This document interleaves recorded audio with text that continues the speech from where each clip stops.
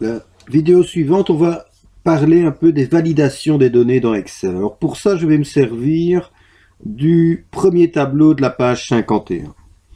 Alors, je vais commencer simplement par supprimer les données de la plage B4E6. J'efface simplement. Comme j'avais introduit ici différentes fonctions, naturellement mon résultat est à 0 vu que j'ai délité les valeurs numériques. Alors, vous savez que lorsque vous encodez une information dans Excel, Excel il accepte tout. Ça peut être du texte, ça peut être des données numériques, des données alphanumériques, on peut tout imaginer. Alors, ce qu'on va faire maintenant, c'est mettre des contraintes en encodage. Donc, je vais lui dire que dans ma plage B4E6, eh bien, dans cette plage-là, je ne vais pouvoir encoder que des nombres entiers. Donc, des nombres entiers, c'est-à-dire pas de décimales. Et des nombres entiers, on va ajouter une contrainte compris entre 100 et 1000. Donc, je ne pourrais pas encoder un nombre plus petit que 100, je ne pourrais pas encoder un nombre plus grand que 1000. Donc, pour faire ça, je sélectionne la plage de cellules concernées, je vais dans l'onglet Données, et dans le groupe Outils de données, je vais utiliser mon bouton Validation des données. Donc, c'est le bouton qu'on utilise pour créer notamment les listes déroulantes. Donc, je clique sur ce bouton, et j'ai ma boîte de dialogue Validation des données qui apparaît. 3 onglets dedans. Alors, j'ai dans le premier onglet Critères de validation, autorisé. Par défaut, il est mis tous. C'est ce que je disais tout à l'heure, vous pouvez encoder tout ce que vous voulez dans les cellules. On met une contrainte en encodage. Donc, au lieu de tout, on va lui dire, on va accepter, on va autoriser l'encodage de nombres entiers. Bon, je peux choisir d'autres options. Je vais prendre nombre entier. Donc, je rappelle des nombres entiers, c'est-à-dire pas de décimales. Donc là, les chiffres après la virgule sont interdits. Et puis, je rajoute une contrainte. Je lui dis, je vais autoriser l'encodage de nombres entiers, compris en... Alors, imaginons 100, c'est la valeur minimale, et la valeur maximale, c'est 1000. Voilà, donc ça veut dire qu'à partir de maintenant, si je valide en cliquant sur OK, je ne pourrai pas encoder un nombre plus petit que 100, un nombre plus grand que 1000, et je ne pourrai pas utiliser les décimales. Alors, ce qui est intéressant, c'est de faire en sorte qu'apparaisse une petite infobulle avec une explication. Donc, si je partage mon classeur avec d'autres utilisateurs, eh bien, ce qui est intéressant, donc, c'est d'avoir cette petite inscription. Et ça, c'est ce qu'on appelle le message de saisie. Donc, c'est le message qui apparaîtra lorsque l'on encodera, lorsqu'on cliquera sur une des cellules concernées par la validation des données. Et pour obtenir ceci, on va dans l'onglet message de saisie. Alors, on me demande d'afficher un titre au message. Allez, je vais mettre attention. Et message de saisie, je vais mettre encoder un nombre entier compris entre 100 et 1000. Et je vais mettre quelques points d'exclamation. Voilà. Voilà, l'autre onglet, je vais m'en occuper après, je vais expliquer en quoi ça consiste. Je clique sur OK, et en cliquant sur OK, vous constatez que chaque fois que je clique sur une des cellules concernées, j'ai ma petite infobulle qui apparaît. Donc ma petite infobulle, ça correspond à ce qu'on a mis ici. Attention, c'est le titre, encoder un nombre entier, c'est le texte que j'ai mis ici. Et donc, si par mégarde j'encode un nombre plus petit que 100, ou un nombre décimal et que je valide, eh bien je vais être bloqué, je vais être systématiquement bloqué. J'ai un message qui m'indique que cette valeur ne correspond pas aux restrictions de validation pour cette cellule. Alors je peux réessayer autant de fois que je veux, je serai systématiquement bloqué, donc je n'ai qu'une chose à faire, c'est et encoder un nombre qui respecte ces critères de validation.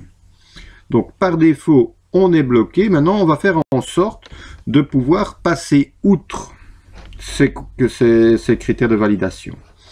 Donc, au lieu d'être bloqué comme c'est le cas maintenant, je vais faire en sorte d'avoir un message qui me permettra éventuellement de passer outre les restrictions. Donc, je vais resélectionner ma plage de cellules B4E6. Je vais repasser dans la boîte validation des données et je vais aller dans l'onglet alerte d'erreur.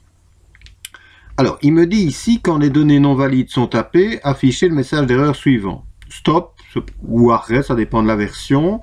Donc ça veut dire, ce que j'ai montré tout à l'heure, qu'on est systématiquement bloqué. Donc au lieu d'être bloqué, je vais lui dire, que je veux un avertissement. Information, je pense que ça ne sert pas à grand chose. Donc on aura juste une information, mais on pourra encoder ce qu'on veut. Donc moi, je vais prendre avertissement. Et puis de nouveau, il me demande de compléter le message qui apparaîtra lorsqu'on tapera une donnée non valide. Donc je vais mettre comme titre « Attention ». Et pour mettre le message d'erreur, il faut juste avoir à l'esprit que lorsque l'on encodera une donnée non valide, on aura une boîte de dialogue qui apparaîtra. Le message, c'est nous qui devrons le mettre. Mais dans cette boîte de dialogue, on aura un bouton « Oui », on aura un bouton « Non ».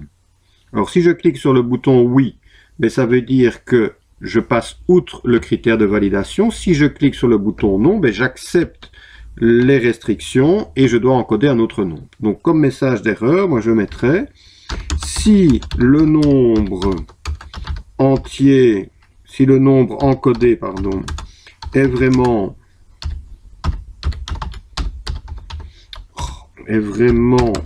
supérieur, inférieur à 100 ou supérieur à 1000, cliquez sur oui, sinon cliquez sur non et rectifiez.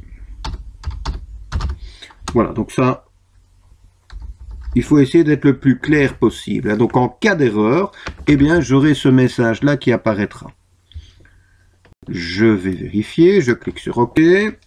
Je vais encoder dans certaines cellules des données valides et dans d'autres, par exemple celle-ci, je vais encoder une donnée non valide. Je fais Enter et en faisant Enter, voilà le message qui apparaît. Attention, c'est ce que j'ai mis. Si le nombre encodé est vraiment plus petit que 100 ou plus grand que 1000, cliquez sur oui. Sinon, cliquez sur non et rectifiez. Donc ça correspond au message que je viens de mentionner. Donc, si je clique sur oui, je passe outre les restrictions et il accepte malgré tout mon encodage. Voilà, je vais faire deux petites erreurs. Voilà, hop, je passe 3. Oui, là aussi, il y a une troisième erreur. Hop, hop. Oui. Voilà. Voilà. Alors, ce qui est intéressant également avec cet outil, c'est que on va pouvoir très rapidement repérer les cellules qui ne respectent pas les critères de validation. Et pour repérer ces cellules dans ma feuille de calcul, je vais simplement dans l'onglet Données, dans le groupe Outils de données, sur le même bouton que j'ai utilisé, je vais cliquer sur l'ascenseur à côté. Et en cliquant sur l'ascenseur à côté, j'ai une commande « Entourer les données non valides ». Et donc si je clique dessus, directement, Excel va m'entourer toutes les cellules qui ne respectent pas mes critères de validation. Donc moi, si je partage ma feuille de calcul avec plusieurs autres utilisateurs, je peux très rapidement repérer les éventuelles erreurs d'encodage. Et si je veux enlever ces cercles de validation, je refais la même procédure, le petit ascenseur à côté du bouton, et je clique sur effacer les cercles de validation. Voilà.